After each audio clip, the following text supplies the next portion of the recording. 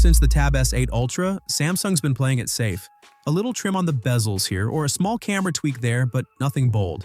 Well, that's just about to change. The first real render of the Galaxy Tab S11 Ultra is here, and it shows some big design shifts. But not all of them make sense. In fact, a few might leave you wondering, what the hell is Samsung doing? Just yesterday, a reliable leaker posted a low-res render of the Tab S11 Ultra. I made a cleaner version so you can clearly see what Samsung's working on. And right away, you'll notice something weird. Samsung has changed the front camera design. Instead of the clean MacBook-style notch we got before, they've gone with a cheap-looking water drop notch on their most expensive tablet, like they use on some of their $300 phones. Honestly, it just doesn't look right at first glance. On top of that, Samsung might be switching the dual front cameras to a single one too. The actual render isn't that clear, but that small notch isn't big enough for two sensors. But to be fair, that part actually makes sense. Most apps used for calls and meetings don't let you switch between dual cameras anyway. That's something Samsung's own camera app lets you do. So I get it.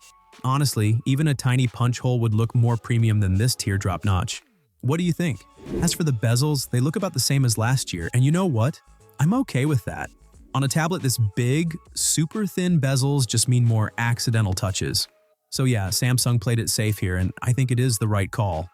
Now, flipping to the back, there's another surprise. Since the Tab S6, Samsung's included a magnetic S-Pen holder right below the camera bar. That little area didn't just hold the S-Pen, it also wirelessly charged its Bluetooth features. But on the Tab S11 Ultra, that's gone. The render clearly shows that the magnetic S-Pen holder has been removed. Now here's where things get a little unclear. Is Samsung removing Bluetooth functionality from the S-Pen completely, just like they did on the Galaxy S25 Ultra? Or are they moving the charging system to the side? Right now it's not clear. But honestly, I doubt they're moving it to the side. Samsung already explained that only a small number of users actually use the Bluetooth features, so they probably just dropped it. And let's be real, if they're doing this, they're doing it for profits. Samsung already dominates the Android tablet space, so even small cuts like ditching dual cameras or Bluetooth. Moving on, another thing you'll notice on the back is that Samsung got rid of the white rings around the cameras. Instead, the camera lenses now look bigger than before. So, what's going on here? It's unclear right now. Maybe they're switching to the black ring style we saw on the Galaxy S25 Ultra. Alright, now let's get to the good stuff.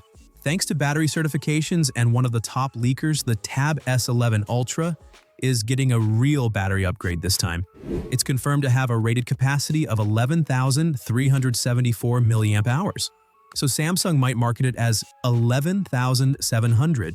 Or maybe even 12,000 mAh, just like they've done before. That's almost 500 mAh more, the first time we've seen a battery jump in a Galaxy Ultra Tab. Meanwhile, the base Tab S11 will use the same battery as the Tab S9. And just like last year, Samsung is sticking with two tablets. But this time, it's confirmed.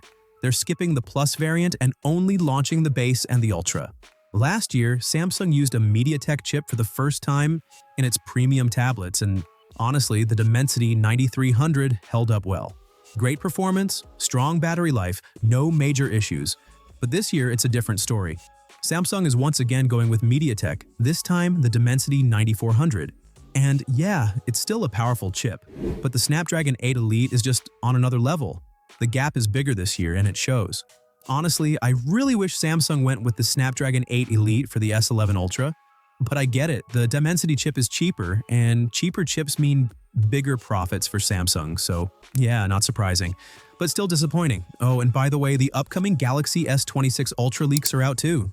And honestly, it's not what we were hoping for. You can check out that full breakdown right here. This is Techtics, and I'll see you there.